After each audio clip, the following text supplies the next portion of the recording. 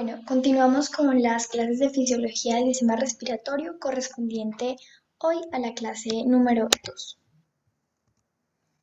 Hablamos de un proceso que es el intercambio gaseoso como continuación de la anterior clase, en donde va a haber una difusión del oxígeno y pues del dióxido de carbono haciendo un intercambio entre estos dos gases.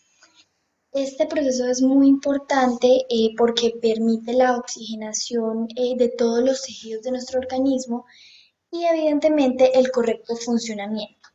Esta interacción se da específicamente en la estructura funcional alveolo capilar.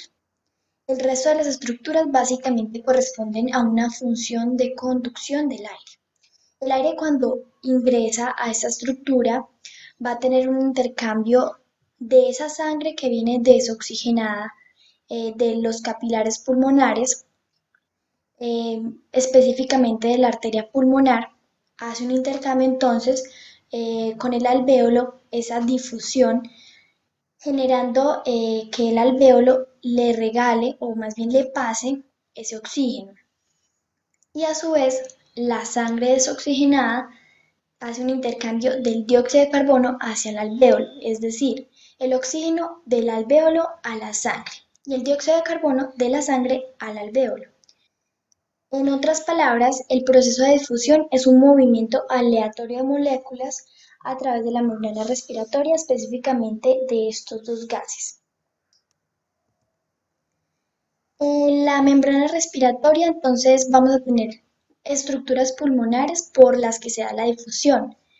Como lo nombraba anteriormente, básicamente es la estructura funcional que pues, puede ser el asino pulmonar con otras estructuras como serían el bronquiolo respiratorio, específicamente los conductos alveolares, los sacos alveolares y pues los alvéolos. En esta parte ya se da esa hematosis, en el resto básicamente es esa conducción de aire. Existen ciertas condiciones o factores que permiten esa difusión. A nivel de los gases encontramos la presión parcial que está más relacionada a nivel del oxígeno. También encontramos la capacidad de difundir que está relacionada con el dióxido de carbono a nivel de la solubilidad de este gas. La temperatura también es una condición importante. La altura, ¿por qué? Porque a medida que la altura sea mayor o menor, va a haber menor o mayor presión parcial de oxígeno, o sea, cuánto oxígeno hay disponible. Y también hablamos de cómo estoy ventilando, si es de una forma acelerada, si es tranquila, si es lenta, todo eso tiene una importancia en este proceso.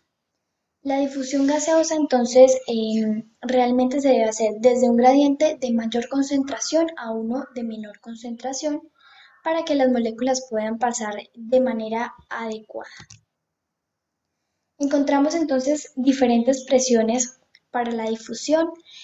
Tiene que haber a nivel de la inspiración o la expiración, tienen que haber diferentes valores en las presiones para que esto pueda darse. La velocidad de difusión del oxígeno y la velocidad de renovación del oxígeno también son importantes al momento de hacer este intercambio de gases. Entonces, la presión del oxígeno en los alvéolos va a ser aproximadamente de 104 milímetros de mercurio. Aquí lo podemos ver. La presión a nivel del dióxido de carbono en los alvéolos obviamente va a ser menor, va a ser de 40 milímetros de mercurio. Encontramos la presión del oxígeno a nivel capilar, que es de 40 milímetros de mercurio, y la presión del dióxido de carbono capilar va a ser de 45. Entonces, acá hablamos de los dos extremos. Sería el extremo arterial, que pues en este caso llevaría sangre desoxigenada, o sea, en una mayor proporción. Sin embargo, en la sangre arterial o la sangre desoxigenada también va a haber un porcentaje de oxígeno, pero este va a ser menor. Y en el extremo venoso, que va a tener la sangre oxigenada, encontramos un valor del dióxido de carbono de 40 y obviamente un mayor porcentaje de oxígeno que va a ser en este caso de 95.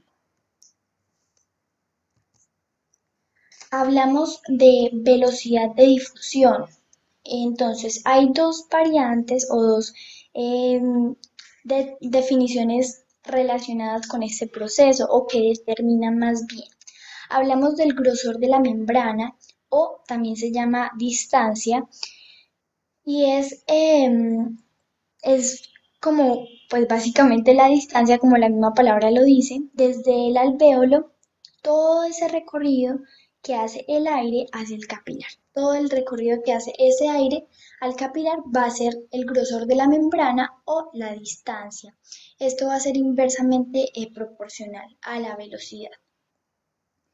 Y también hablamos del área superficial de la membrana, que al contrario va a ser directamente proporcional, porque básicamente el área superficial de la membrana o el área de contacto habla de que tantos capilares, aquí vemos una placa histológica, pero trata de qué tantos capilares hay alrededor del alvéolo, ¿cierto? Entonces, esto básicamente significa que yo respiro mejor o más bien hago ese intercambio mejor cuando hay mayor disponibilidad de capilares alrededor de ese alvéolo, a diferencia de si hay menor cantidad de capilares o pues este proceso va a ser diferente, más lento.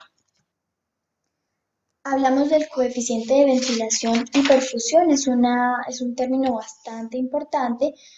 Em, Se puede sintetizar como B sobre Q y pues tiene importancia a nivel fisiológico y pues también patológico. Encontramos digamos que cuatro clases. Cuando el B sobre Q o el coeficiente de ventilación-perfusión es igual a cero, hablamos de un chute alveolar. Y también encontramos el coeficiente de ventilación perfusión mayor a cero y menor a 0,8. Recordemos que 0,8 es el valor normal. Y cuando ese está entre 0 y menor a 0,8, tenemos una alteración del coeficiente de ventilación-perfusión que va a estar disminuido. Cuando tenemos un coeficiente de ventilación-perfusión con un resultado infinito, hablamos de un espacio muerto alveolar y pues ya en este caso es patológico porque este espacio no puede ser muerto, sino que tiene que hacer ese proceso de intercambio.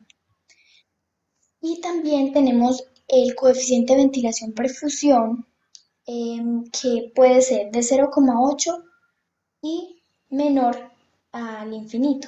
Entonces hablamos de un coeficiente de ventilación-perfusión aumentada.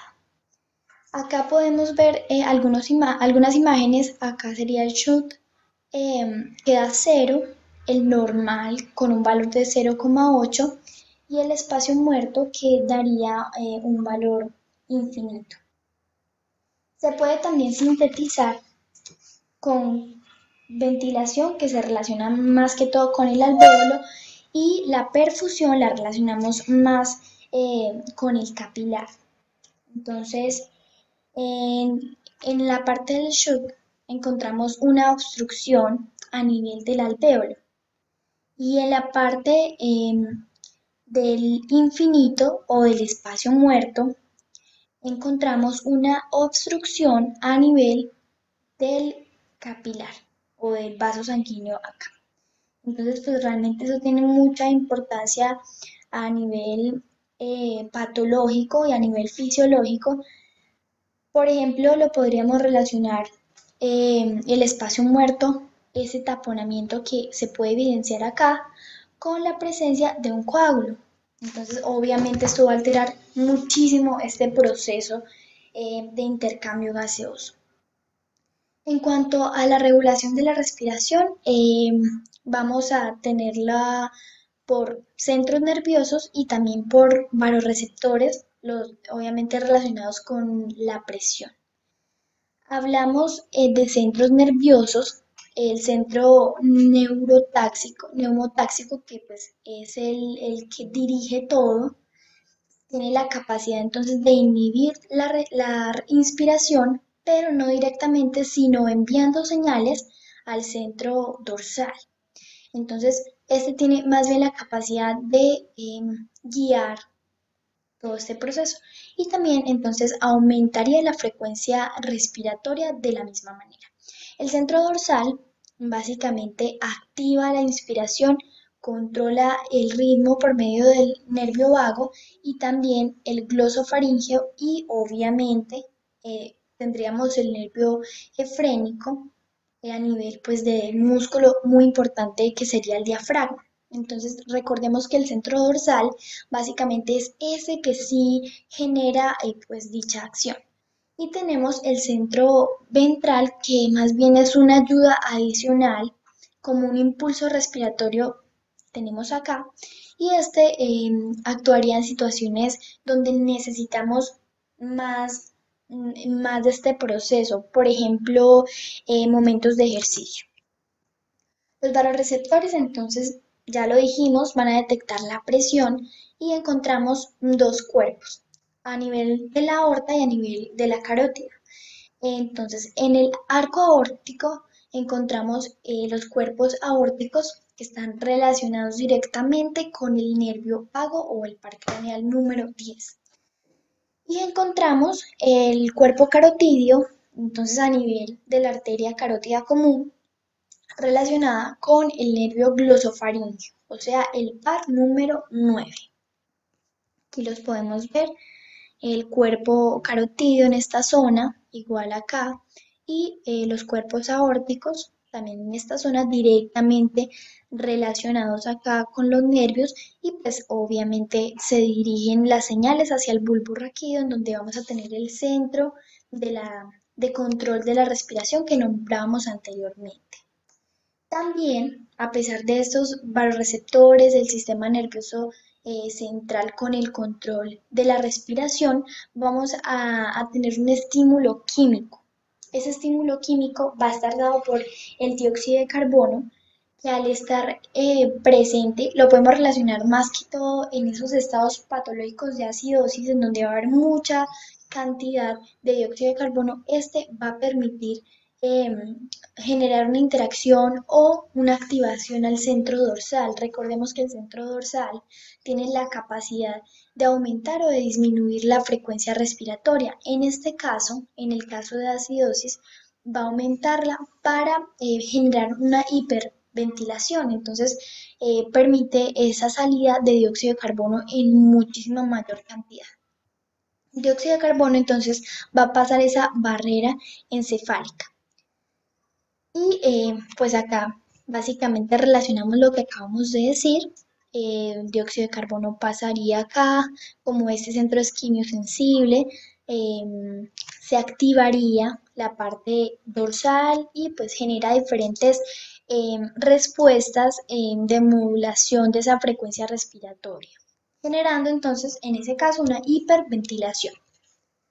Bueno, eso ha sido todo por el día de hoy. Muchas gracias.